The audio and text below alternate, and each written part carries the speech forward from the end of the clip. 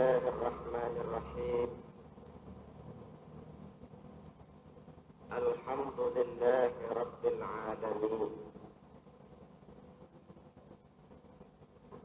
Wassalatu wassalamu ala asyrafil mursalin imamil muttaqin sayyidil ghurril muhajjalin sayyidina wa maulana Muhammadin wa ala alihi wa ashabihi al-mujahidin al-zahirin, amma ba'd. Para ulama yang saya muliakan, Bapak Wali Kota Madya Malang yang diwakili oleh Bapak Sekwilda yang saya hormati, hadirin hadirat, adik-adik remaja dan para pemuda yang saya cintai. Saya terkesan dengan sambutan Bapak Wali Kota, bahwa tujuan pengajian kita malam ini tidak hanya sekedar untuk mencari dana bagi pembangunan masjid, tetapi juga untuk meningkatkan iman. Lalu teringatlah saya bahwa sebentar lagi kita akan memasuki bulan Rajab. Lalu teringat saya bahwa di bulan Rajab itu ada satu peristiwa menarik untuk diangkat ke permukaan dalam konteksnya dengan kehidupan kita di zaman sekarang ini. Ketika perjalanan Isra dimulai dengan kendaraan buruk, maka hambatan pun datang. Ketika perjalanan sudah dimulai menuju Allah Azza wa Jalla, datanglah rintangan, hambatan, tantangan yang berusaha memalingkan Nabi dari perjalanan menuju Allah. Mula-mula datang panggilan dari sebelah kanan. Begitu kata riwayatnya. Muhammad, berhenti dulu sebentar. Jangankan berhenti, menoleh pun tidak. Dari kiri, dari kanan selamat, dari sebelah kiri datang lagi suara. Muhammad, berhenti dulu sebentar. Menoleh pun tidak. Kiri kanan selamat, dari depan datang perempuan tua dengan dandanan mencolok. Nenek-nenek pakai belucit.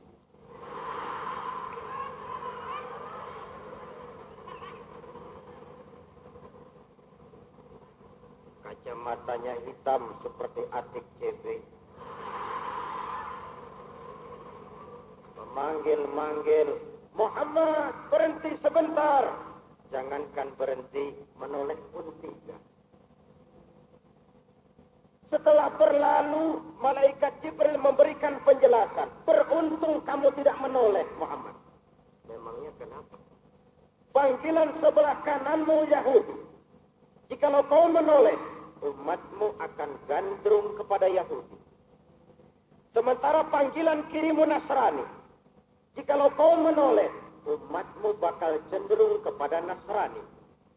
Sementara perempuan tua dengan dandanan mencolok itu dunia. Jikalau kau hampiri, niscaya umatmu akan jatuh menjadi umat yang materialistis.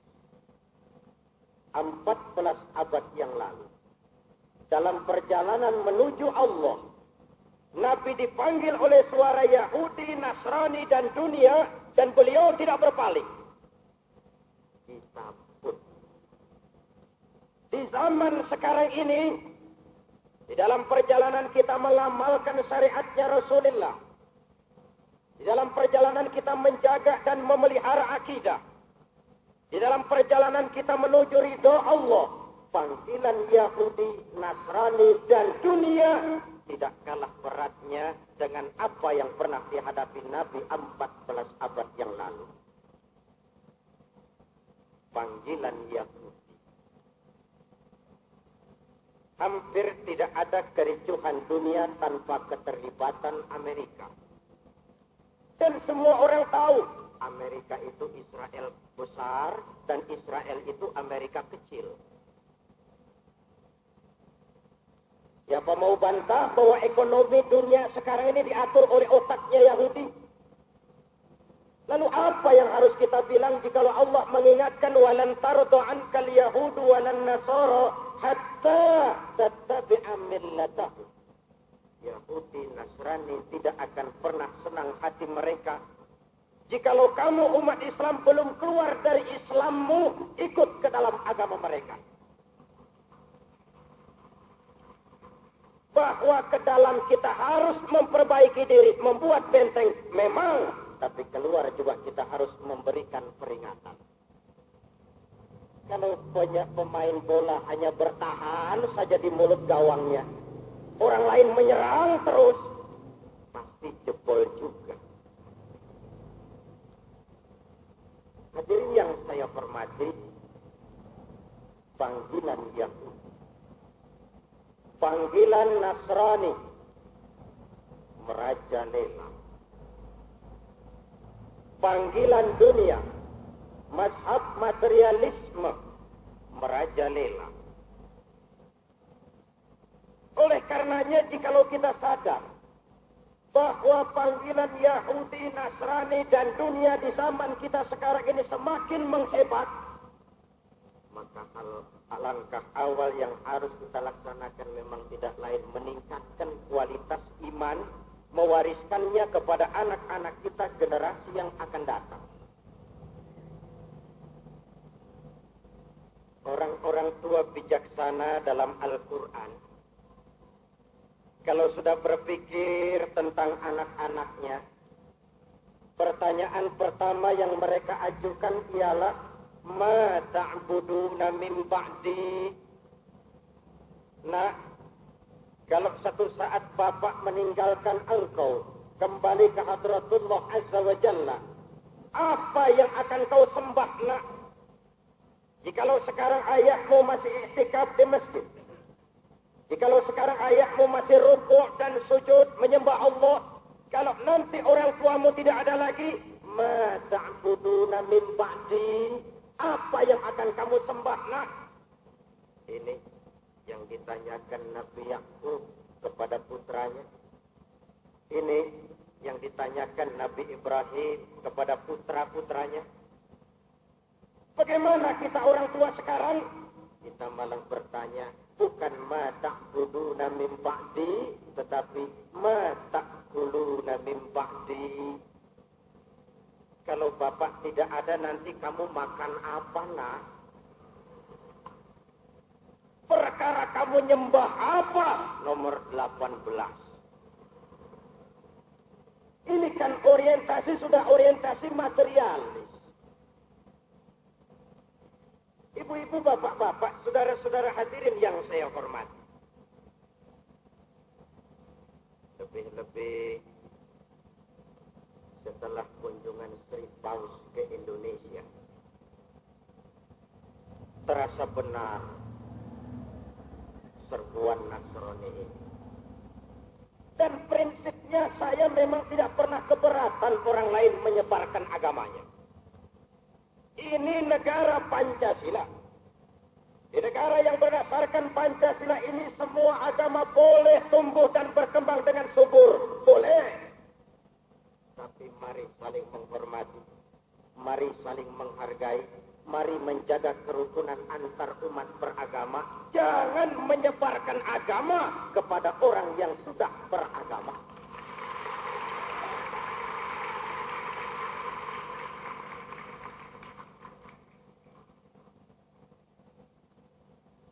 Saya tertarik dengan penjelasan Dr. Ades Frans Seda, Ketua Umum Panitia Penyambutan Sri Paus menjelang kedatangan Sri Paus.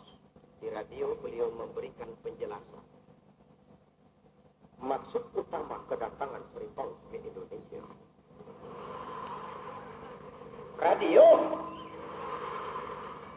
Ini lagi cerita radio saya. Pertama, untuk melihat dari dekat kehidupan Pancasila di Republik Indonesia. Kalau untuk maksud ini, sungguh saya tidak pernah keberatan. Malahan saya ingin berkata, welcome, Mr. Paus. Lihat kami punya Pancasila yang kami bangga dengannya. Yang berhasil mempersatukan aneka suku yang tersebar di aneka pulau dengan latar belakang budaya masing-masing. Kami tidak pernah keberatan dengan maksud ini. Yang kedua, kata Bapak Pranseda, untuk meningkatkan kerukunan hidup antar umat beragama. Kalau ini yang menjadi tujuan, mestinya kalimat ini ditujukan kepada anak buahnya Mr. Paus.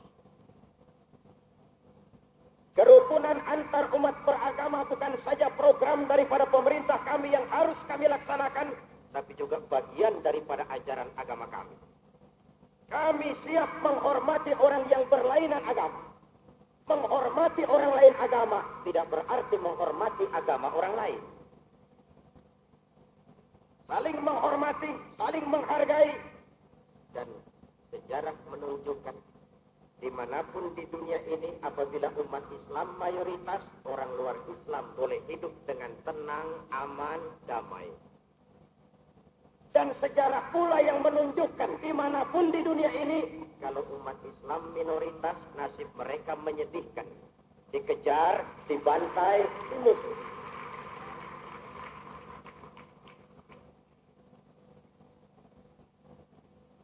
Oleh sebab itu keluar saya berkewajiban memberikan peringatan. Ke dalam adalah tugas kita membuat benteng, menggalang kebersamaan. Benar, seperti yang disampaikan oleh mubalik kita tadi, ronde partai tambahan. Tapi sesungguhnya itulah intinya. Ibu-ibu dan bapak-bapak, diperlukan kebersamaan. Tidak hanya bisa diblokir lewat mimbar, tapi juga harus kebersamaan. Di Jogja misalnya, ada pengajian tunas melati yang selain ngaji, sebulan sekali mereka turun ke lembah Kalicode, bawa beras, pakaian, obat-obatan, dan 60 kepala keluarga yang telah digarap Romo Mangunwijoyo, alhamdulillah berhasil diislamkan lagi.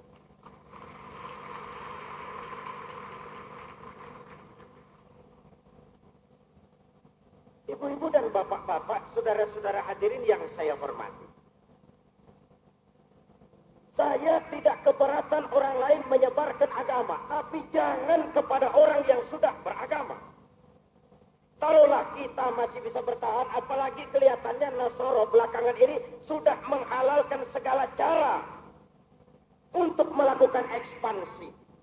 Adik-adik remaja, para pemuda, mari menyadari sekarang ini kita sedang berpacu dalam agama.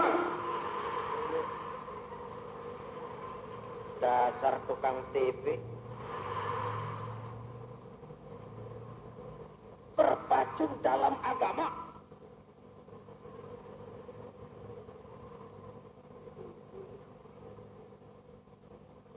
Yahudi ngebut, Nasrani ngebut, Kejawen, kebatinan ngebut, Hindu Buddha ngebut, kita Muslim lari. Sudah lari, kadang-kadang lari di tempat lagi.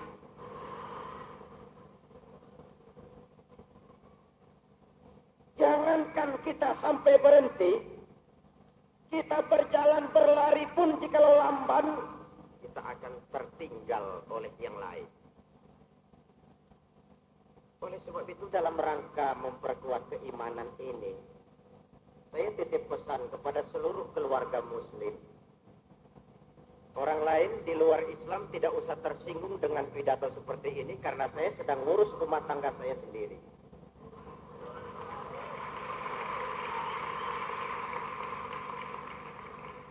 kepada seluruh keluarga muslim selalu saya pesankan. Pertama, cari sekolah untuk anaknya, hati-hati. Biar gedungnya bagus, mereknya mentereng, dapat beasiswa. Tapi jikalau iman dirampok, tidak usah. Ya Bu? Ya Bu? Apa?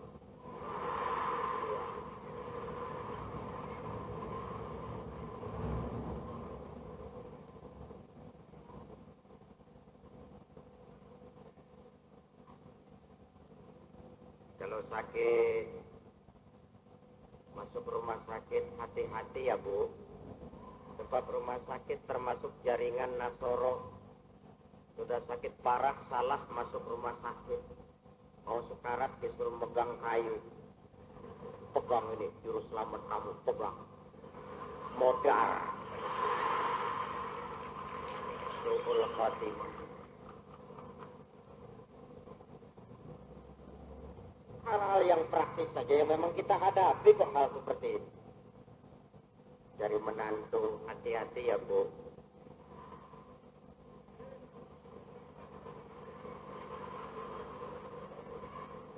Tanya dulu anak gadisnya, Nduk, calon suamimu itu Nduk, Yusuf apa Yosef?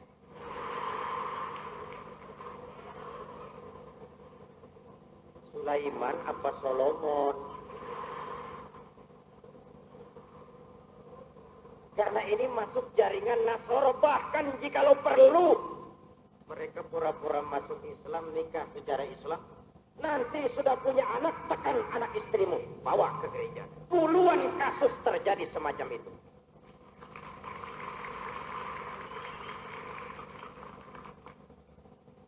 Terakhir yang naik ke permukaan dengan Bruri Pesulima. Nikah dengan Anita Sarawak, masuk Islam. Setelah berumah tangga, Anita rupanya ditekan ikut agamanya. Anita biar penyanyi urakan, imannya lumayan. Lebih memilih cerai daripada pindah agama. Bisa. Setelah bisa, Bruri kembali ke agama lamanya, keluar lagi dari Islam. Cuma satu strategi. Maka sekarang namanya tambah Bruri Murtad Pesulima.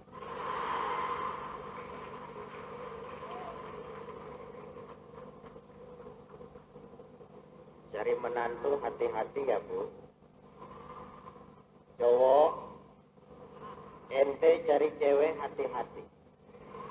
Jangan karena cinta agama kau gadaikan. Teganian kau. Cowok cari cewek hati-hati.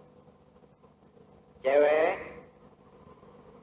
yang nenek-nenek diam saja.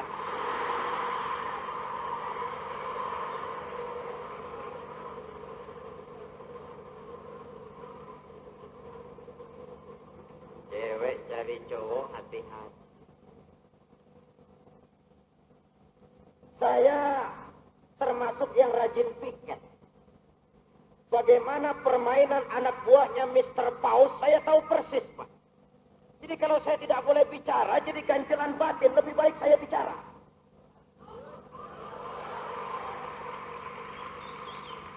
Saya tidak menyerang, hanya menjaga diri. Kalau menjaga diri tidak boleh, masa yang nyerang boleh?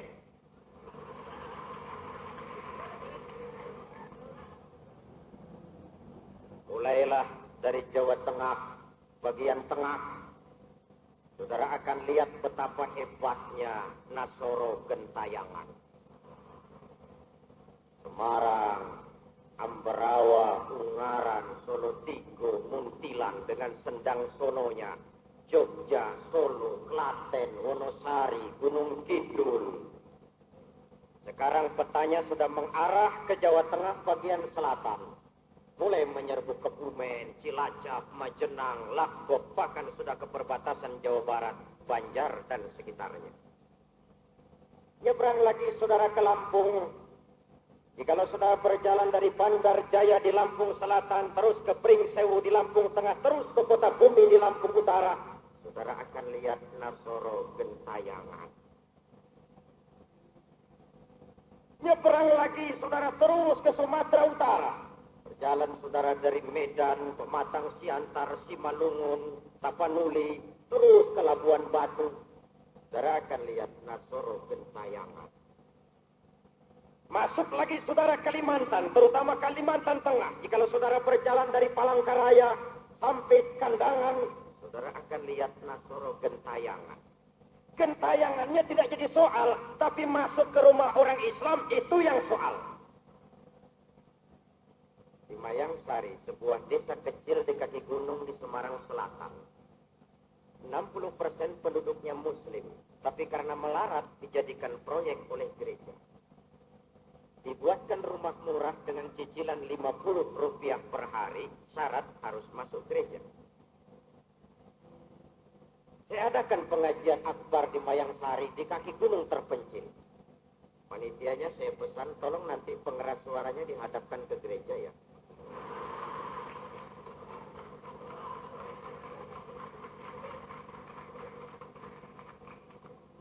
Saya pidato. Saya teriak-teriak, hei, rampok-rampok iman. Hei, maling-maling akidah. Tolong dengarkan pidato saya kalau kebetulan dengar. Mari jaga kerukunan antar umat beragama. Mari saling menghormati. Mari saling menghargai. Jangan menyebarkan agama kepada orang yang sudah beragama. Kami para ustadz tidak pernah bawa Quran masuk ke rumah-rumah orang gereja. Maka romo pastor, tuan pendeta, ibu suster, tolong berhenti bawa beras, beasiswa, pakaian, obat-obatan masuk ke rumah-rumah umat Islam.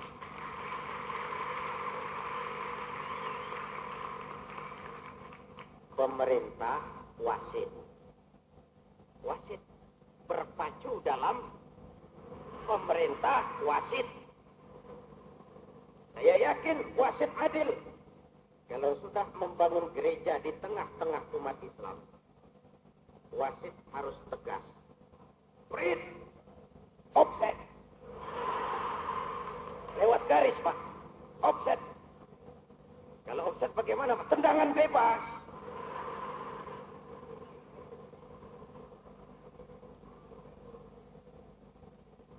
Kalau bola offset, jelas offset, wasit diam saja. Saya khawatir pertandingan jadi kacau, Pak.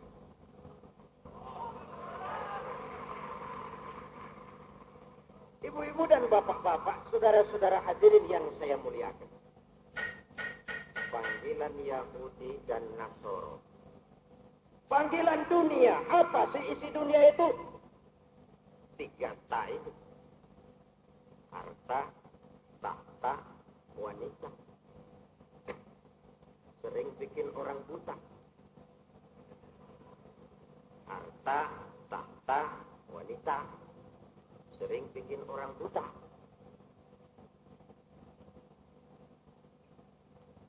Ibu-ibu dan bapak-bapak, saudara-saudara hadirin, jikalau kita sadar panggilan Yahudi, Nasrani, dan dunia sekarang ini semakin menghebat, maka apa yang disampaikan sambutan Pak Wali Kota tadi benar. Harus kita hadapi dengan mempertebal, memantapkan iman. Ke dalam kita buat benteng, jaga iman. Keluar, tugas saya sebagai centeng memberikan peringatan.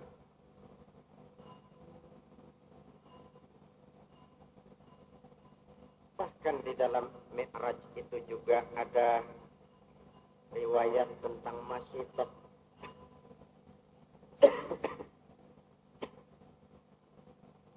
Masyitok. Ibu-ibu kenal Masyitok? Di mana kenalannya?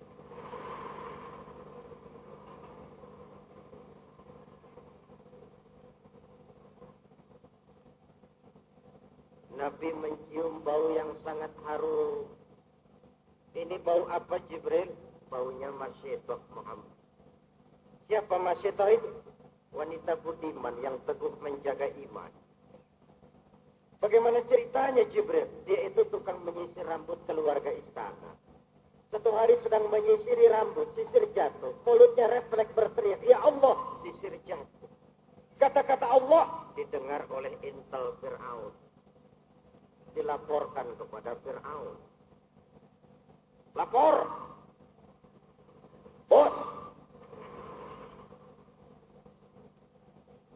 Fir'aun, ada apa Tel?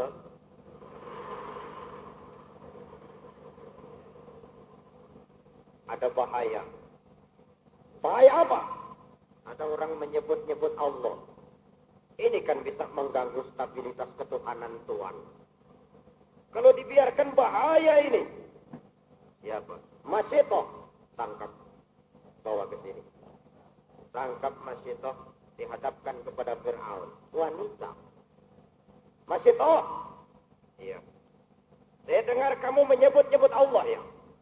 Memangnya kenapa? Siapa Allah itu? Allah. Iya. Rabbi wa Rabbukum. Allah itu Tuhan saya dan Tuhan Tuhan juga. Dan kamu masih satu Mesir orang menyembah saya semua, tiba-tiba kau menyatakan ada Tuhan lain selain saya. Keyakinanmu bahaya masih toh. Sudahlah, kau jangan macam-macam. Memang kau perlu apa sih? Supermi?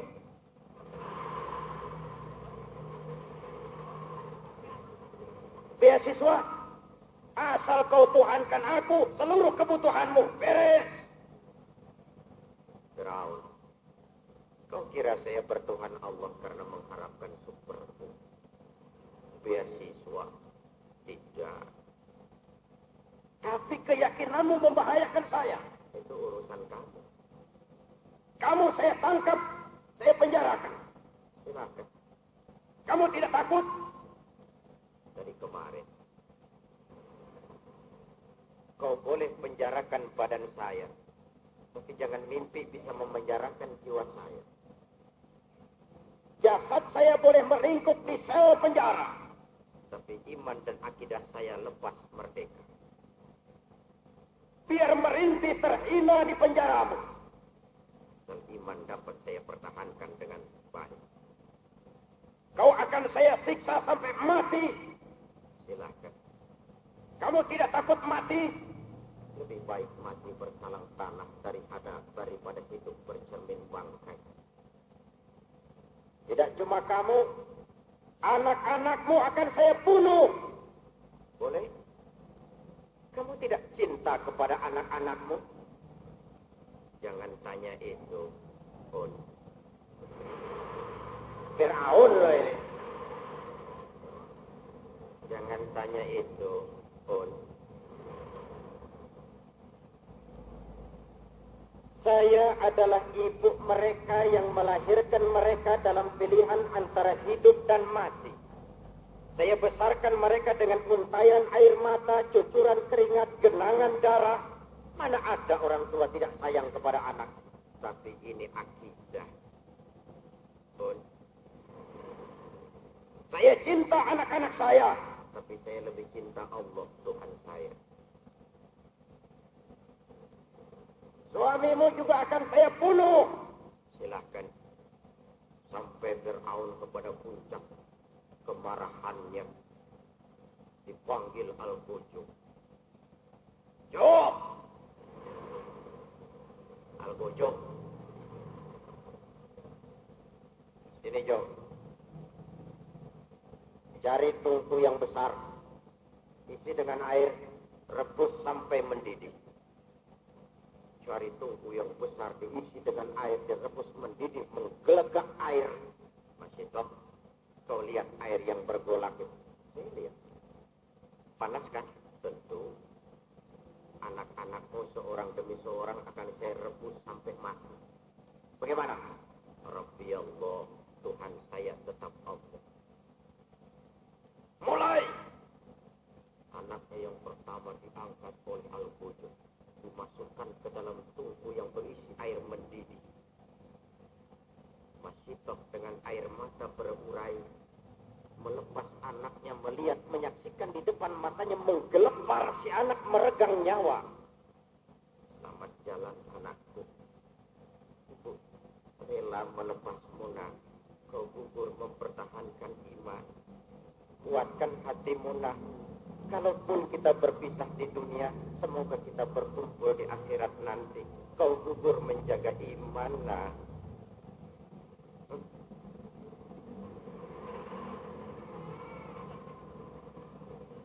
Bob.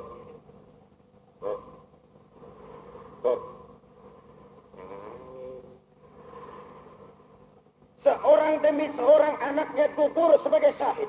Suaminya, kemudian masih toh sendiri. Ibu-ibu dan bapak-bapak yang saya hormati, perjalanan menjaga iman bukan jalan raya licin bertabur bunga di kanan kirinya. Menanjak, menurun banyak onak dan duri. Tapi satu kali la ilaha illallah. Mari kita bertahan sampai tetes darah paling penghabisan. Tetap la ilaha illallah. Panggilan Yahudi, Nasrani, dan dunia. Nah, saudara-saudara, untuk menangkal panggilan ini tadi, jaga iman. Wariskan kepada anak-anak kita generasi yang akan datang. Dalam konteksnya dengan sekarang, kenapa kita perlu meningkatkan iman? Pertama tadi itu ya, panggilan Yahudi, Nasrani, dunia, merajalela. Yang kedua, kita perlu meningkatkan iman. Karena di dalam zaman sekarang ini kita tidak hanya memerlukan manusia pintar, tapi juga kita perlu manusia benar. Bahwa sekarang kita memerlukan orang-orang pintar, ya. Tapi secara jujur saya harus berkata, saya tidak takut Republik Indonesia kekurangan orang pintar. Tiap tahun ribuan sarjana lahir dari berbagai perguruan tinggi. Kita memerlukan orang pintar. Saya tidak takut Indonesia kekurangan orang pintar. Saya takut jikalau pada satu saat kita bangsa Indonesia mengalami krisis kekurangan orang benar. Sebab itu istilah saya, kita orang tua boleh bersedih kalau anak tidak ngerti komputer. Kita boleh bersedih kalau anak lemah matematikanya. Kita boleh bersedih jikalau anak tidak bisa berbahasa Inggris. Tapi lebih bersedihlah kita orang tua jikalau anak jauh dari iman. Alangkah hebatnya komputer ahli, iman mantap, matematika hebat, akidah kuat, otaknya boleh Jerman, tapi hatinya tetap Mekah. Ya Bu? Ya. Ada keseimbangan. Kita memerlukan manusia pintar dan benar. Dua. Yang ketiga, kita memerlukan peningkatan iman untuk mengimbangi nafsu. Ini Malang, Pak. Pak, ini Malang. Dulu di Malang banyak jalan berlobang-lobang. Sekarang di Malang banyak lobang berjalan-jalan.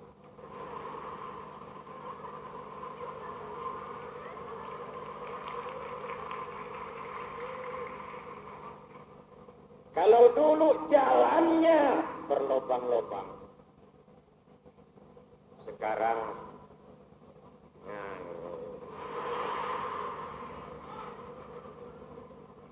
minum dulu.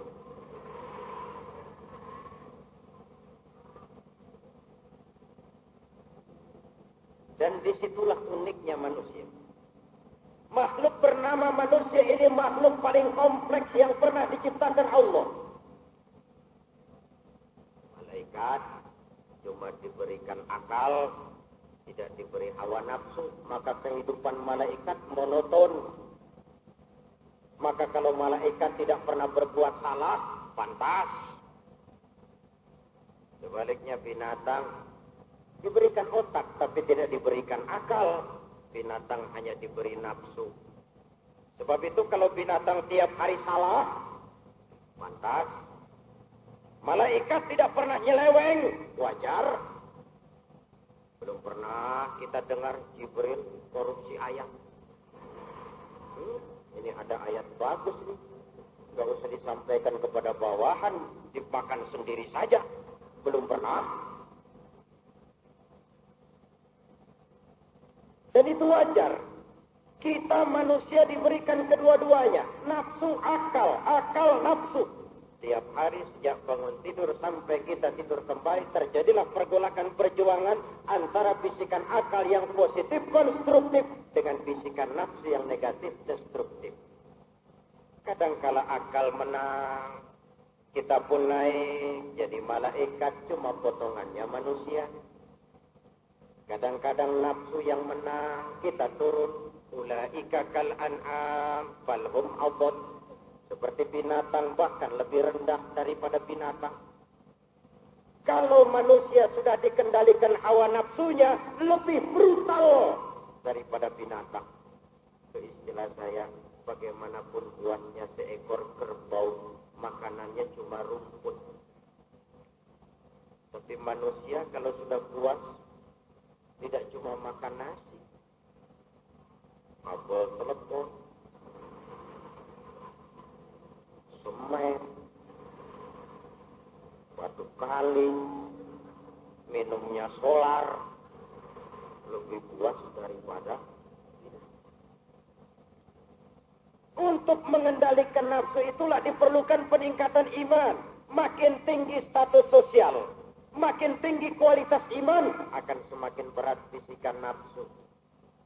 Apa dikira orang kalau sudah jadi ustadz, sudah daerah bebas iblis? Malah makin gemuk iblisnya. Kalau kita imannya iman tipisan, yang goda iblis recehan. Tapi iman ini tebal, yang goda iblisnya bukan sembarangan, paling kurang hasil penataran. Jadi yang mau digoda iman tebelan.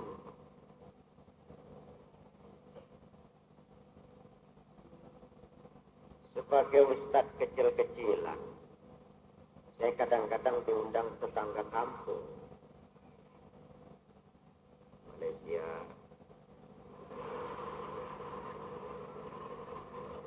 tetangga kampung Singapura, Brunei. Satu malam saya pernah memberikan ceramah di Stadion Queenstown di Singapura. Saya kembali ke hotel tempat saya menginap, The Mandarin Hotel di kawasan Orchard yang katanya Hollywoodnya Asia. Saya nggak ngerti lah. Tengah malam selesai sholat, pintu kamar saya diketuk orang. Saya buka, si Amoy. Cantik luar biasa. Dia tanya saya, "You need a friend?" Tuan perlu kawan. Saya bilang, kawan macam mana, Encik? Ya macam saya lah, katanya. Maksud Encik apa nih? Saya sanggup menemani Tuan dengan seluruh pelayanan yang saya bisa. Saya bilang, Encik nih apa tak salah pilih agaknya nih.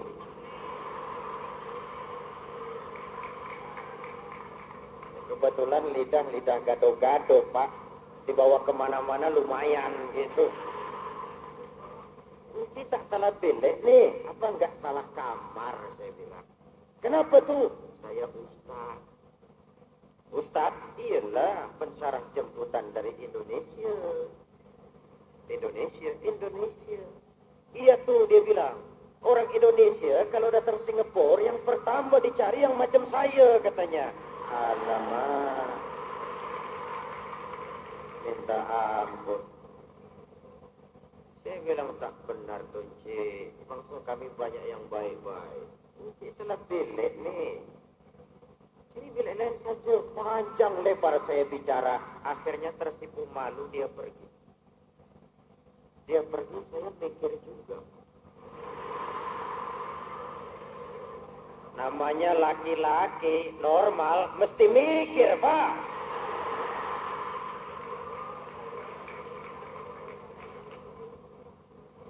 Andai kata malam itu saya enggak ngantongi iman, bablas. Kenapa tidak bablas? Yang datang kelewat cantik, menawarkan diri tengah malam, udara cukup dingin, tidak seorang pun tahu. Saya pikir buat urusan begini saya juga belum terlalu tua.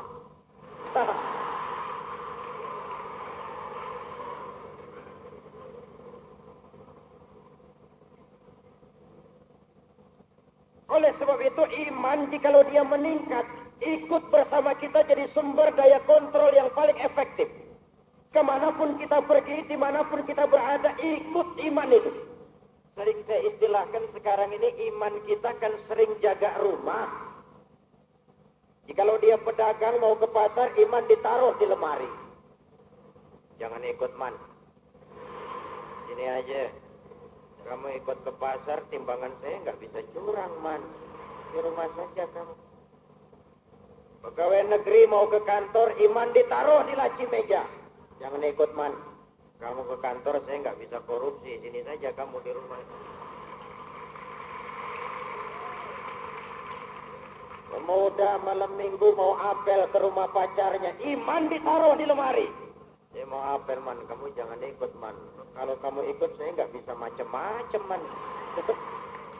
Timbulnya timbangan curang di pasar, timbulnya korupsi di kantor, terjadinya tabrakan pemuda dengan pemudi karena iman ketinggalan di rumah.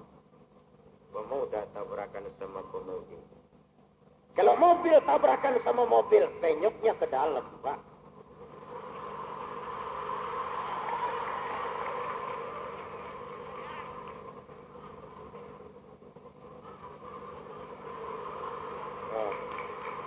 Yang pernah tabrakan pasti tahu.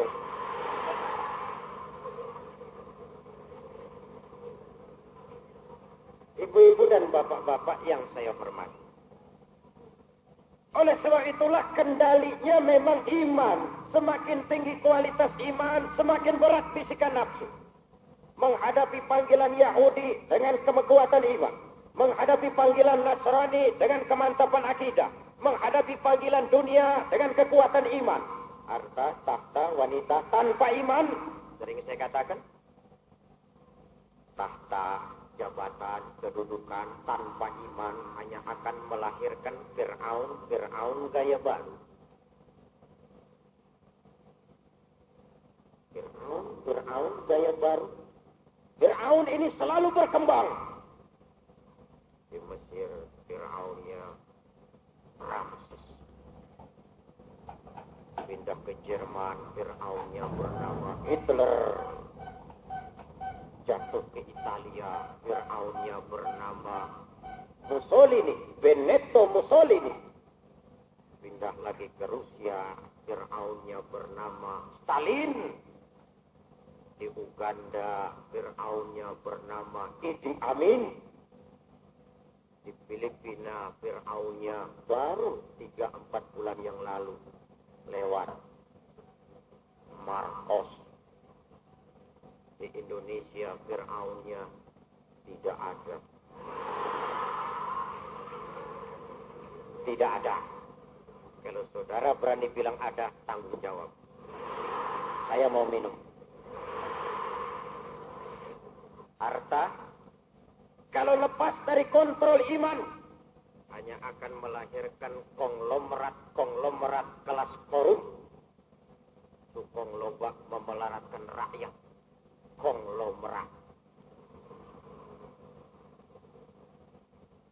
Kalau dia sudah lepas dari kontrol iman, kecantikan. Jikalau lepas dari kontrol iman lebih sering bawa bencana ketimbang manfaat. Makhluk bernama wanita, Pak, kecil kelihatannya. Tapi dalam kekecilannya dia bisa menelan laki-laki yang bagaimanapun besarnya. Betul, Pak? Yang pernah ditelan pasti ngerti.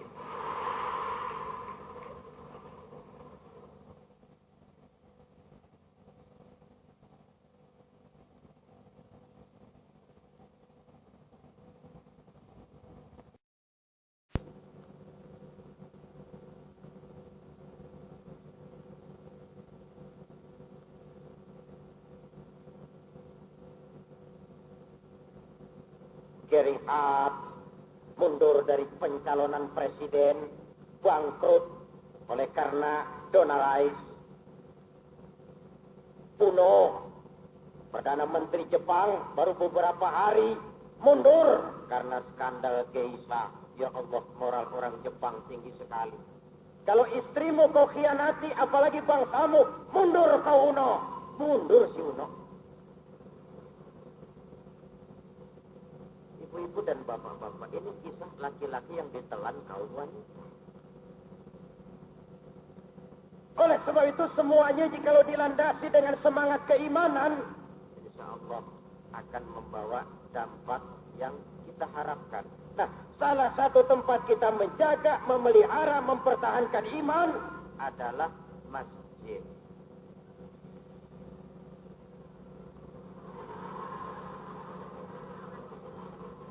Saingan nih ya.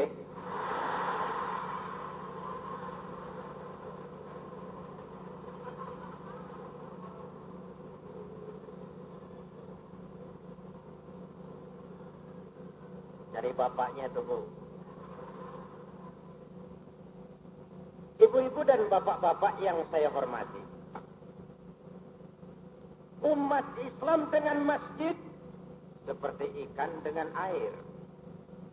Sebagaimana ikan tidak bisa berpisah dengan air, begitulah kita umat Islam dengan masjid. Malahan jikalau ikan mulai menjauhi air, itu tanda ikan mulai mau mati. Ikan mulai mau mati. Jikalau umat Islam menjauhi masjid, jiwanya yang akan mati. Masjid adalah pusat daripada kegiatan umat. Saya iri hati dengan masjid-masjid di Singapura. Tidak ada yang sebesar masjid kita, apalagi Istiqlal. Cuma sarananya cukup, manajemen masjidnya jalan, dan schedule kegiatannya terarah. Masjid kita di kampung-kampung kadang-kadang kalah dengan gereja. Gereja saja schedule-nya komplit sekarang. Rabu kebaktian umum, Sabtu sore untuk pemuda, malam Minggu kebaktian umum, hari Rabu ibu-ibu. Kita kadang-kadang masjid buka seminggu sekali. Jumat jam 10 masjid buka, Jumat jam 2 tutup, buka lagi Jumat depan. Ini di kampung saya di Jakarta. Di Malang insya Allah sama. Di Jakarta. Ibu-ibu dan bapak-bapak yang saya hormati. Dalam hadis qudsi Allah menyatakan, inna buyuti fil ardi al masajid wa inna suwari fiha ummaruha. Rumahku di muka bumi adalah masjid. Orang-orang yang memakmurkan masjid adalah tamuku. Jikalau datang kita ke masjid, memakmurkan masjid, kita menjadi tetamunya Allah. Saudara mau jadi tamunya Pak Wali Kota. Senang apa tidak? Mau jadi diterima Pak Wali jam 10, jam 9 sudah berdiri di muka cermin, memantas-mantas diri, mau jadi tamunya Pak Wali. Pakai sepatu mengkilap, baju triskaknya lancip, sisir rambut, parfum, 9:30 sudah ready. Kenapa? Mau bertamu kepada Pak Wali Kota. Tapi saat kita bertamu kepada Allah, kaos belakangnya tulisan semen Cibino.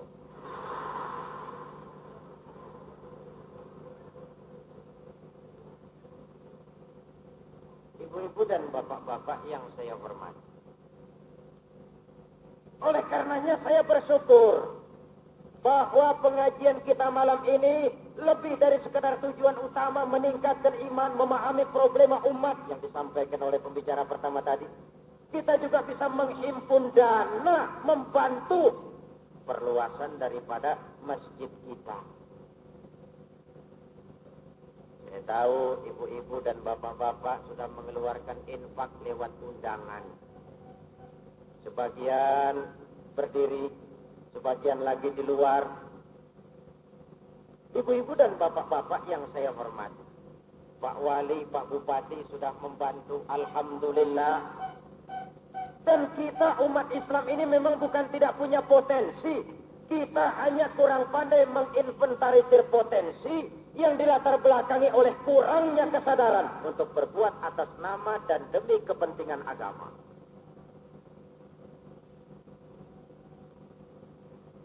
Sebuah majalah pernah bikin berita besar di Jakarta. Haji Zainuddin MZ mengkomersilkan pengajian. Itu asbabun nuzulnya di Jawa Tengah. Di Jogja. Pengajian saya pakai karcis. Spot Hall Kridosono Blugah.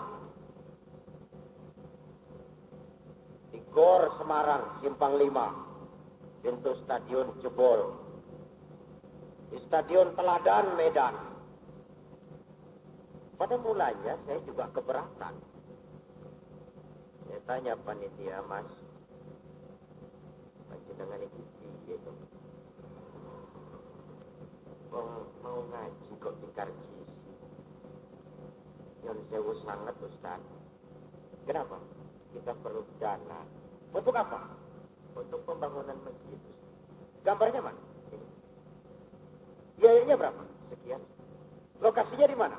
Sebelah sana. Benar? Benar. Silakan. Kalau memang buat kepentingan masjid, pesantren, madrasah, yatim piatu, kegiatan agama, dan saya masih laku untuk dijual, jual saja.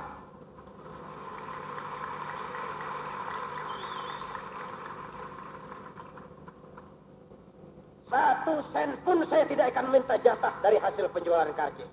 Silahkan gunakan buat kepentingan agama. Orang tidak ngerti, dikira saya yang karcisi, uangnya semua saya bawa pulang ke Jakarta. Setan.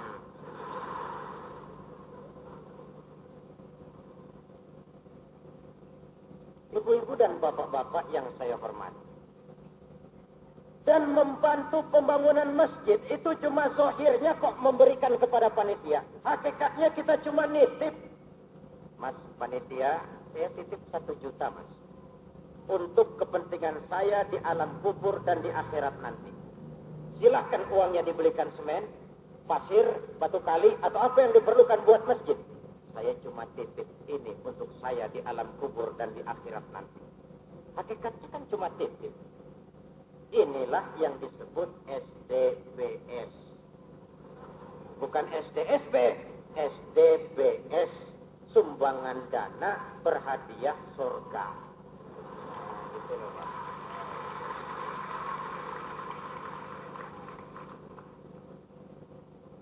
Karena itu membantu pembangunan masjid, sedekah infak kepada masjid seperti orang sholat.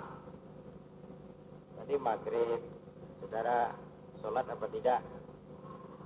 Sholat. Yang sholat. Iya toh. Besok datang maghrib lagi. Sholat lagi apa tidak? Apa lalu saudara berkata, kemarin kan saya sudah sholat maghrib, Pak. Itu sih sholat maghrib kemarin. Sholat maghrib hari ini lain lagi. Jangan sudah sekali menyumbang merasa gugur kewajiban. Kemarin kan saya sudah nyumbang, Pak. Itu sumbangan kemarin. Kalau sekarang ada rezeki, bantu lagi.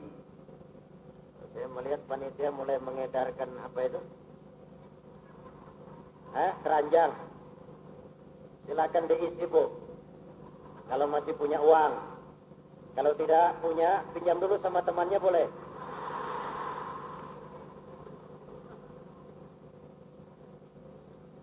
Ibu-ibu dan bapak-bapak yang saya hormati,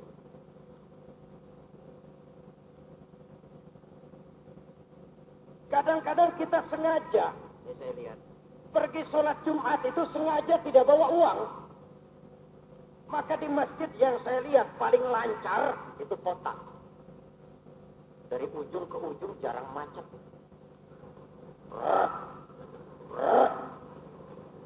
Mengalami kelancaran. Tidak ada gangguan. Satu kali berhenti, kota 50. Pantas masjid impoten. Bagaimana mau mengadakan kegiatan kalau kita tidak punya dana? Satu saat kita berkata tanpa uang kita bisa jalan. Lain saat kita harus berkata tanpa uang kita tidak bisa berbuat apa-apa. Ibu-ibu dan bapak-bapak yang saya hormati.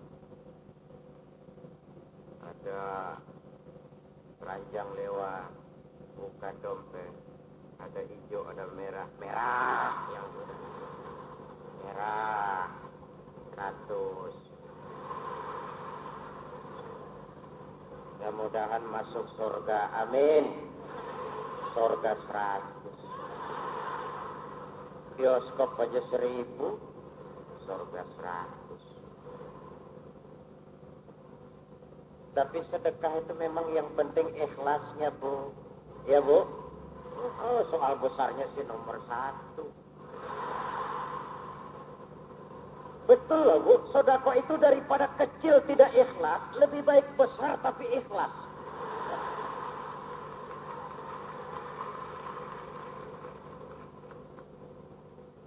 Milik kita adalah apa yang kita belanjakan di jalan Allah. Itu yang tidak bisa diganggu oleh orang lain. Itu yang tidak akan diakui orang lain. Itu yang tidak akan bisa dicuri orang lain. Semua yang sudah kita belanjakan di jalan Allah. 1 miliar diperlukan dana. 1 miliar. Kecil. Kecil apa besar? Besar. Besar apa kecil? Kecil. Ya besar kalau kita sendiri. Kecil karena kita umat Islam ini banyak. Kalau satu hari umat Islam di Malang mau berhenti ngerokok 1 batang saja, nawaitu sauma ghadin an ngerokoi.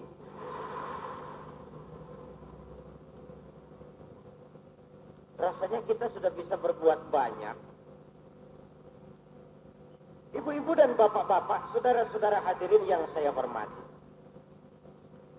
Pemerintah bantu, alhamdulillah, dan memang sudah dibantu. Tidak dibantu, kewajiban kita membangun tempat kita melaksanakan ibadah kepada Allah Subhanahu wa Ta'ala. Jadi Jakarta punya madrasah kecil-kecilan, Nurul Falah. Muridnya cuma 5. TK, Ibtidaiyah, Sanawiyah, SMP, SMA. 5 sekolah, 5 orang budal. Tahun pertama saya bangun, peletakan batu pertama oleh Hadratul Mukarram Pak Ilham, dihadiri oleh Pak Menteri Agama tahun 76. Saya pidato di depan Pak Menteri. Pak Menteri, saya membangun madrasah ini bersama-sama dengan umat Islam. Insya Allah saya tidak minta bantuan pemerintah, Pak Menteri. Tidak minta artinya bukan tidak mau, Pak. Cuma tidak minta. Umpama Bapak tidak percaya, coba saja dulu disumbang, mau apa tidak? Coba saja dulu. Cuma tidak minta. Kenapa? Oh, saya berhitung saya ini rakyat, anaknya pemerintah. Pemerintah itu Bapak saya. Anak yang baik kalau bangun rumah tidak usah minta bantuan Bapak. Cari uang sendiri, beli tanah sendiri, bangun rumah sendiri. Saya ingin jadi anak yang baik, Pak Menteri, maka saya tidak minta bantuan Bapak. Tapi saya juga percaya, Pak Menteri, kata saya, bahwa Bapak yang baik pun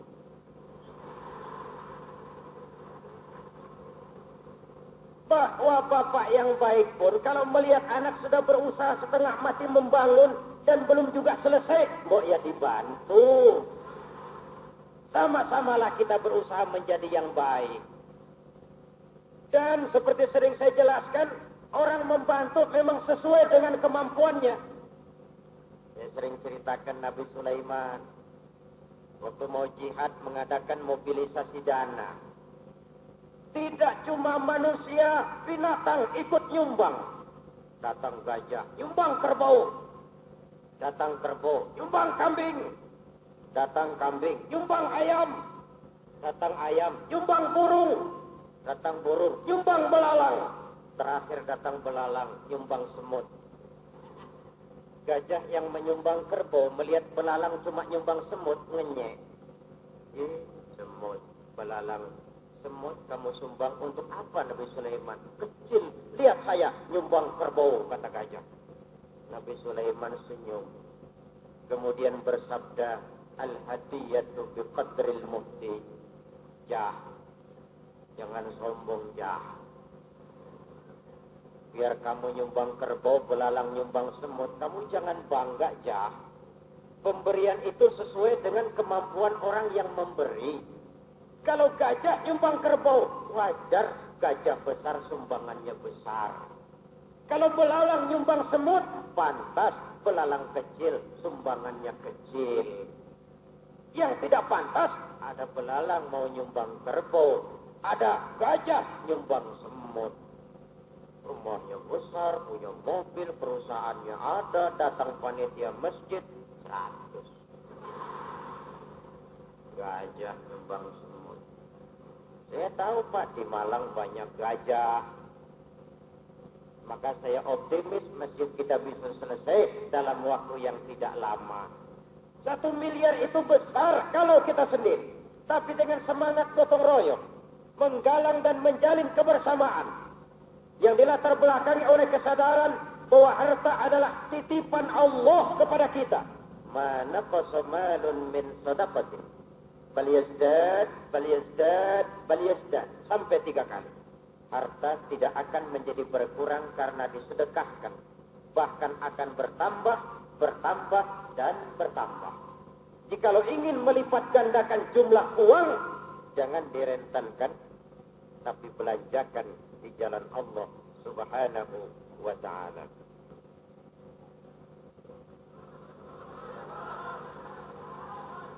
Iya, yang mau berhenti siapa? Saya cuma ngelihat jam. Usil benar sih.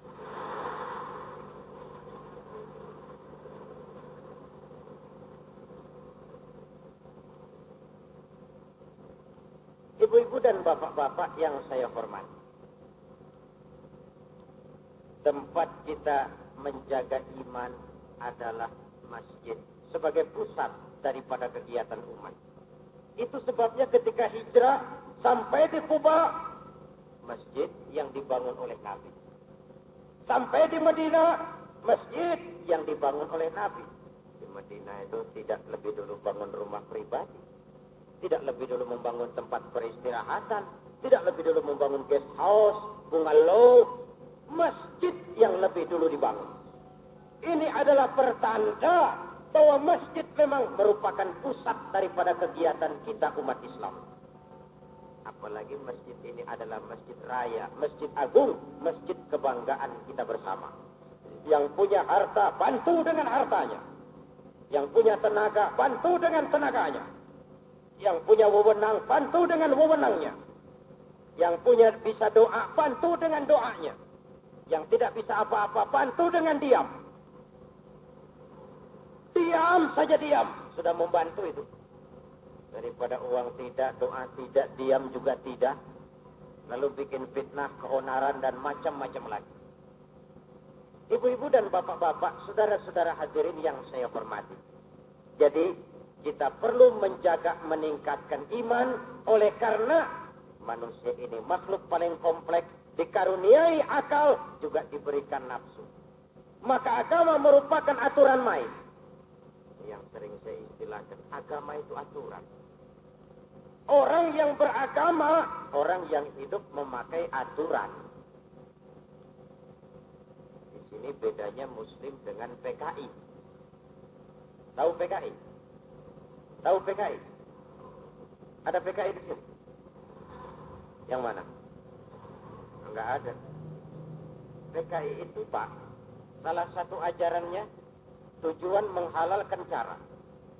Asal sudah tujuan tercapai, cara apapun saja halal. Kita Muslim tidak kok. Para ulama mengajarkan kita lil wasail hukmul maqasid. Tidak boleh mencuri sarung walaupun niatnya untuk sholat. Apa karena diniatkan untuk sholat mencuri sarung lalu halal? Tidak. Agama adalah aturan. Orang yang beragama, orang yang hidup memakai peraturan. Bahwa manusia ingin kaya, silakan. Agama mengatur. Ingin kaya manusia, betul. Boleh? Nih caranya. Wa ahallallahu al-bai'a wa harrama riba. Allah halalkan jual beli, Allah haramkan riba. Ingin kaya, silakan. Tapi jangan makan renten. Jangan main judi. Jangan korupsi. Jangan nipu orang lain. Sekarang banyak orang belajar matematika di luar sekolah. di warung, kertas dibolak-balik, ditambah, dikurang, dijumlah, gak pernah lulus-lulus. Pengumuman testingnya tiap malam Kamis. Malam Kamis ya? Yang langganan pasti tahu.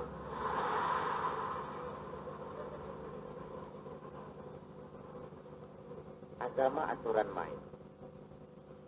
Bahwa laki-laki suka kepada wanita, silakan. Yang laki-laki suka apa enggak kepada perempuan? Suka apa enggak? Normal. Kalau bilang enggak suka, saya curiga impoten. Silahkan agama memberikan aturan main lewat pintu yang disebut nikah. Hai laki-laki, kau senang kepada wanita? Betul, boleh. Sini, lewat pintu yang disebut nikah. Jangan seperti ayam, kawin tiap hari, nikah tidak mau. Berapa? Satu juga enggak habis. Kurang Pak, dua kan? Boleh ya Bu? Jangan Bapak yang jawab. Saya nggak tanya Bapak. Kalau saya tanya Bapak mesti boleh. Saya tanya Ibu. Boleh kan Bu?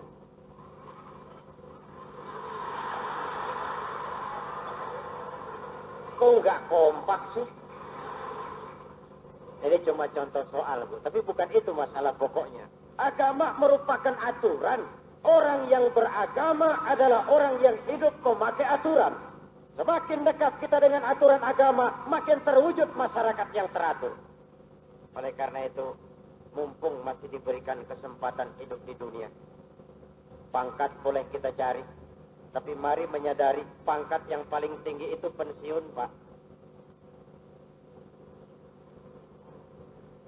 Di ABRI coba lihat, orang dari mayor naik dia letnan kolonel, naik kolonel, naik lagi brigadir jenderal, naik lagi mayor jenderal, naik lagi letnan jenderal, naik jenderal. Sudah jenderal, di atas jenderal tidak ada pangkat lagi. Pensiun. Itu pangkat yang paling tinggi. Gelar, titel, karena prestasi ilmiah, orang berikan gelar kita profesor, doktor, insinyur, SHMA, MSc, MPH, MBA, PhD. Paling akhir setuju atau tidak, rela atau terpaksa, kita akan dapat gelar almarhum. Lumayan kalau tidak al-mal'unin. Baju yang katanya bagus, mewah, mahal, 2 tahun, selebihnya jadi lap di dapur. Makanan yang katanya mewah, mahal, lezat, langka, perbedaannya cuma di tenggorokan sini kok. Singkong dan sate cuma di sini bedanya. Kalau sudah kemari, kenyangnya sama. Besok pagi keluar lebih tidak enak yang sate.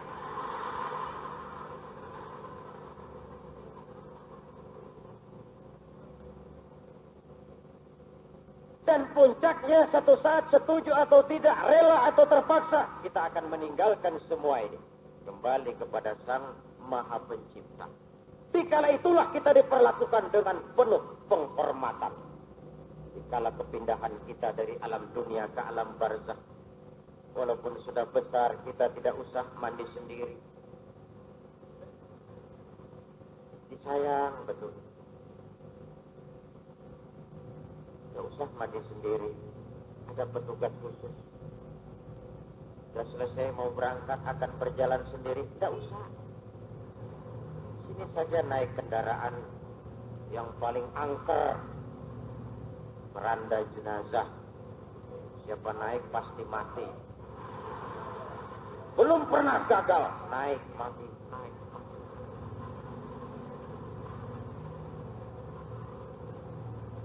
Bismillah wa ala millati Rasulillah, berangkat. Kemana Mas? Pindah. Ngapain pindah? Kontrak habis. Berangkat kita. Siapa yang ngantar? 3 saja. Ahluhu wa maluhu wa amaluh. Keluarga, harta, amal mengantar kita ke sana. Di dalam stresnya dengan beramal untuk kepentingan masjid nanti, Bu.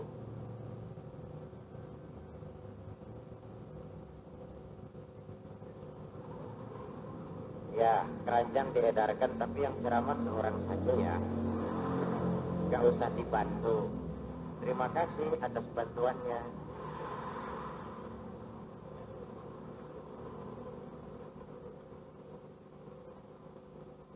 Sampai mana tadi?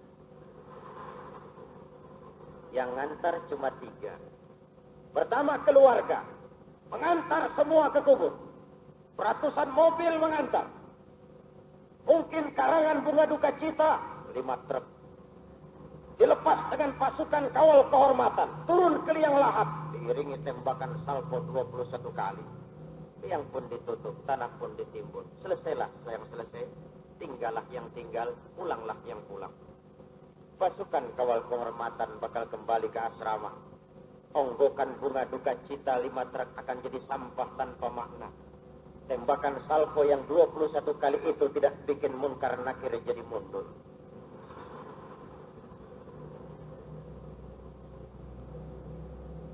Temannya yang katanya sayang kepadanya, ketika tanah kuburnya ditimbun paling keras menginjak-injak tanah. Istrinya yang setia, yang dulu pernah berjanji buat sehidup semati di bawah tiang listrik. Apalah artinya hidup ini tanpa engkau di sisiku yang hampa rasanya. Itu dulu. Sekarang setelah si istri terbujur kaku, mata yang kiri nangis, yang kanan melirik, siapa gantinya?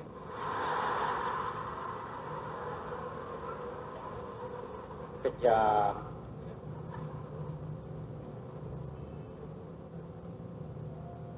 Harta, janganlah harta yang mahal macam TV, video. Tikar saja tertinggal masih diambil, dibawa kembali ke rumah. Seluruh status sosial tanggal. Dikala itu teman terbaik, the best friend, teman terbaik yang menemani kita ikut masuk ke dalam amal yang kita kerjakan dalam kehidupan dunia ini. Mumpung masih ngetem di dunia, yuk cari penumpang yang banyak, yuk. Bu, yuk. Supaya nanti masuk terminal setorannya cukup. Terminalnya fariqun fil jannah wa fariqun fis sa'ir, dan kita berharap fariqun yang fil jannah itu dengan syarat setoran amalnya cukup. Mumpung masjid belum selesai, cepat-cepatlah, sebab nanti kalau sudah selesai tidak ada sarana untuk beramal. Mestinya kita didatangi oleh panitia masjid itu. Aduh, alhamdulillah saya didatangi, ada kesempatan beramal. Jangan didatangi yang nyambut bemo. Panitia belum bicara, dia sudah cerita susah. Oh, bisnis macam apa? Ibu-ibu dan bapak-bapak yang saya hormati. Begitulah saya kembali bahwa agama adalah merupakan aturan main. Orang yang beragama, orang yang hidup memakai aturan. Semakin dekat kita dengan aturan agama, insya Allah semakin teratur hidup. Karena itu biar sekarang ini memang jalan ke surga diliputi dengan hal-hal yang tidak menyenangkan, kata Nabi. Biar berakit-rakit kita ke hulu. Asal bisa berenang-renang ke tepian. Jangan mau berenang-renang ke hulu, nanti berakit-rakit ke tepian. Ada remaja, para pemuda, biar berakit-rakit ke hulu. Asal bisa berenang-renang ke tepian. Pada waktu di lapangan Surya, kalau saya tidak salah di Surabaya, saya pernah memberi contoh umat Islam dalam menggalang kebersamaan itu seperti 5 jari. Kalau 5 jari ini rukun, kompak, bersatu, tidak ada kerja yang tidak terpegang. Kalau ini bisa kita wujudkan di Malang, masjid insya Allah selesai dalam waktu yang tidak lama. 5 jari. Yang ini ibu jari namanya. Betul? Ini umaroh. Pak Wali, Pak Bupati, Pak Dandim, Pak Danrem, umaroh. Pak Camat, Pak Menteri, Pak Gubernur, ibu jari. Kerja apa saja kalau sudah diginikan oleh umaroh. Asik. Diginikan kiamat. Tentu yang kita harap umaroh yang hak diginikan, yang batil diginikan. Harus ada umat Islam yang jadi ibu jari lalu mau berbuat untuk agamanya. Saya iri sama orang-orang Nasoro, Pak. Mereka kalau punya jabatan benar-benar digunakan buat kepentingan agamanya. Kenapa kita kalau sudah mau pensiun baru itikaf di masjid? Mau ngurus yayasan Islam, tanda tangan sudah tidak laku. Kemarin kemana?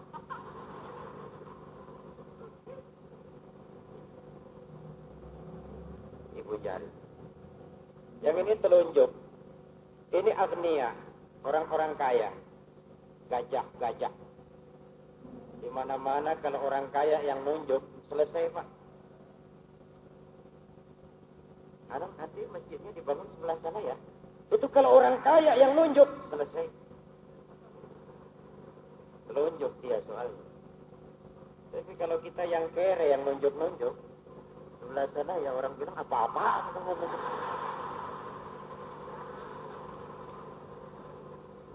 Harus ada umat Islam yang jadi pengusaha, berhasil, lalu mau berbuat untuk agamanya. Telunjuk. Yang ini jari tengah. Ini ulama. Ulama jari tengah, ke kiri tidak, ke kanan tidak. Ini makna fatwa situ Bondol. Ulama milik semua golongan. Dengan menjadi milik semua golongan diharapkan dia akan lebih objektif memberikan fatwa. Kalau dia sudah miring ke kiri atau ke kanan, dikhawatirkan fatwanya sumbang. Gimana kiai hukumnya judi? Sebenarnya sih haram. Cuma karena demi pembangunan haram sedikit. Ulama jari tengah. Dan berulang kali Bapak Menteri Agama kita mengingatkan, ulama jari tengah sekarang ini sudah merupakan jenis makhluk langka. Makhluk langka. Semua makhluk langka harus dilindungi dari kepunahan. Jangan dimusuhi mestinya. Jangan dikejar-kejar, jangan ditembak, jangan diburu. Sudah langka dikejar-kejar, ya makin langka. Saya pernah suatu saat, saking senangnya orang, saya datang ke ujung pandang, pulang diberikan hadiah burung cendrawasih. Saya bilang, ini bikin susah saya Mas. Kenapa? Di Cengkareng pasti saya didenda. Ini makhluk langka ini. Dilarang dibawa-bawa. Makhluk langka tidak boleh diperlakukan sembarangan. Harus dijaga dari kemusnahan. Ulama. Dan sebagai warasatul anbiya, para anbiya tidak hanya mewariskan yang mulia, yang terhormat, tapi juga yang penuh resiko. Tidak ada sejarah Nabi yang jalannya lurus bertabur bunga. Ada Rasul yang dikejar-kejar dan dibantai oleh umatnya. Nabi Zakaria. Ada Rasul yang karena tidak mau mengikuti bujuk rayu istri seorang pejabat tinggi, difitnah 9 tahun mendekam dalam penjara. Nabi Yusuf. Ada Rasul yang karena tidak mau mengikuti doktrin penguasa di zamannya, dibakar hidup-hidup. Nabi Ibrahim.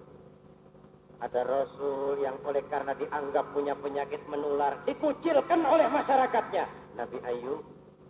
Kalau ulama adalah warasatul anbiya, maka para nabi tidak hanya mewariskan yang terhormat, tapi juga yang penuh resiko. Jangan cuma mau al-muharramnya saja, al-fadilnya saja. Ibu-ibu dan bapak-bapak yang saya hormati, yang ini jari manis. Ini biar tidak pakai cincin, biar buntung, tetap jari manis. Sudah kadung manis. Ini remaja, pemuda. Masa muda, masa yang paling manis. Semua harapan selalu kembali kepada pemuda. Saya belum pernah dengar ada orang pidato, para kakek-kakek, harapan bangsa. Belum pernah. Kalau sudah harapan, ya mesti pemuda. Harapan bangsa pemuda, harapan negara pemuda, harapan umat pemuda, harapan Islam pemuda, harapan pemudi.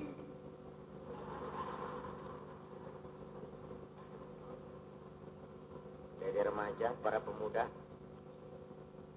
tanggung jawabmu tidak semakin ringan. Ya untuk kepentingan agama, ya untuk bangsa dan negara yang kita cintai ini. Maka mumpung muda, biar berakit-rakit ke hulu. Asal bisa berenang-renang ke tepian. Lebih baik makan singkong betulan daripada makan roti tapi mimpi. Ayo, lebih baik mana? Makan singkong betulan, makan roti mimpi. Lebih baik mana? Lebih baik makan roti betulan. Milih aja nggak bisa. Yang saya maksud, jikalau perlu, lebih baik sekolah sambil dagang koran, sekolah sambil semir sepatu, sekolah sambil parkir mobil, daripada petatang peteteng tanpa prospek hari depan yang ada artinya. Menghitung bintang di langit sambil mengumpulkan jikalau andai kata umpama misalnya orang sudah kemana-mana, kita masih bergelut dengan jikalau. Biar berakit-rakit ke hulu, asal berenang-renang ke tepian, jangan dibalik. Mau berenang-renang ke hulu, nanti berakit-rakit ke tepian. Seperti Presiden Marcos. Itu Marcos tuh contoh. Orang kalau mau berenang-renang ke hulu, berakit-rakit ke tepian. Mau bersenang-senang dulu, bersakit-sakit kemudian. Contoh Marcos. Mumpung jadi presiden. Marcos. Mumpung apa saja punya Marcos. Gunung punya Marcos. Laut punya Marcos. Langit Marcos. Istrinya diangkat jadi gubernur Metro Manila. Punya sepatu 2000 pasang. Celana dalam 1 pabrik.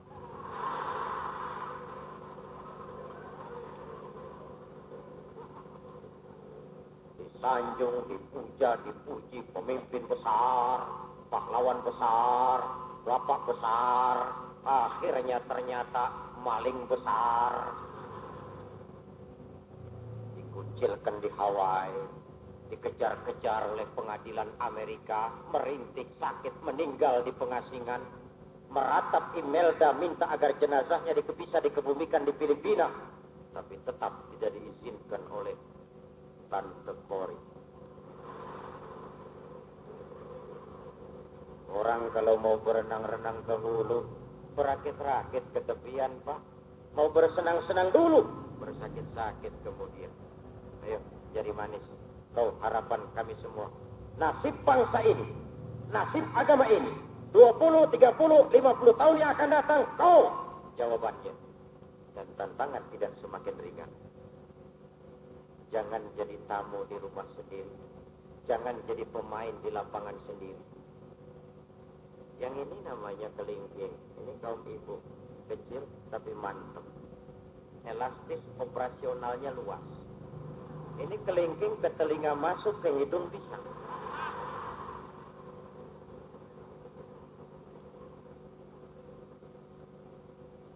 Artinya, an-nisa imadul bilad. Wanita itu tiang negara. Jikalau baik wanita, baik negara. Jikalau rusak wanita, hancur negara. Terus wanita tidak cuma urusan segitiga. Dapur, sumur, kasur. Kasur, sumur, dapur. Dapur, sumur, kasur. Itu dulu. Sekarang sudah ada Dr. Pratiwi Sudarmono. Sudah muncul Kemala Motik. Sudah ada Menteri urusan orang lain, macam. Ibu-ibu dan bapak-bapak yang saya hormati, silakan wanita muslimat maju, tapi jangan melupakan kodrat kewanitaan. Kemajuan dengan melupakan kodrat kewanitaan hanya merendahkan derajat kaum wanita. Saya ingatkan ini sebab perkembangan belakangan ini sudah mengarah kepada emansipasi yang tanpa batas. Sudah muncul binaraka wahdi. Innalillahi. Perempuan angkat besi.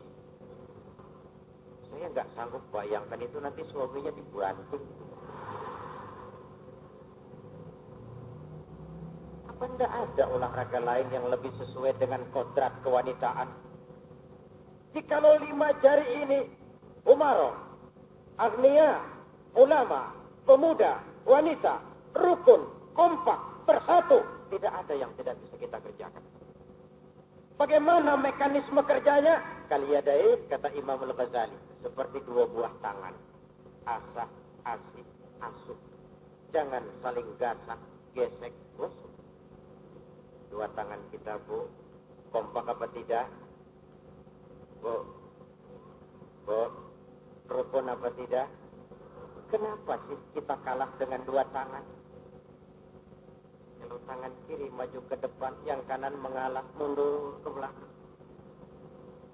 Kanan ke depan, kiri tenggang rasa, mundur ke belakang. Akhirnya kita jalan lenggang. Bagus apa tidak? Coba kalau tidak ada yang mau mengalah.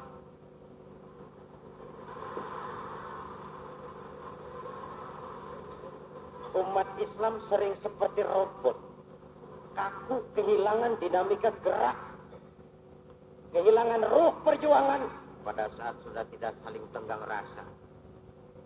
Tangan kanan kerjanya bagus-bagus, betul Bu?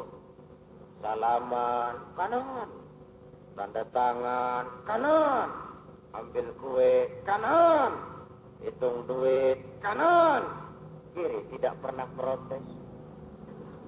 Tahu diri. Kata tangan kiri, memang tugas saya bidang pembersihan. Ya sudah, pembersihan saja. Tapi yang tangan kanan juga tenggang rasa. Apa kata tangan kanan? Sabar saja kamu kiri. Walaupun yang pegang duit aku, nanti sudah jadi duit aku beli jam tangan, kamu yang pakai. Rukun apa tidak? Kenapa sih kita kalah dengan dua tangan? Alangkah nikmatnya jikalau yang berkuasa melindungi yang lemah, yang alim membimbing yang awam, yang kaya menyantuni yang miskin. Ar-rahimuna yarhamuhumur rahman, irhamu ahlal ardi yarhamkum man fis sama. Orang yang punya sifat belas kasih akan dikasih Allah. Sayangi yang di muka bumi, nanti yang di langit akan sayang kepadamu. Sudah 7:30 jam.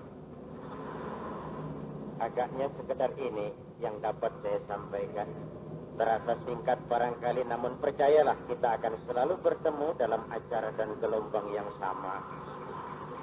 Terima kasih atas segala perhatian, mohon maaf atas segala kekurangan, dan untuk pembacaan doa saya mohon dibacakan oleh sesepuh kita di sini lebih aula. Terima kasih. Usikum wa nafsi bitaqwallah. Wassalamualaikum warahmatullahi wabarakatuh.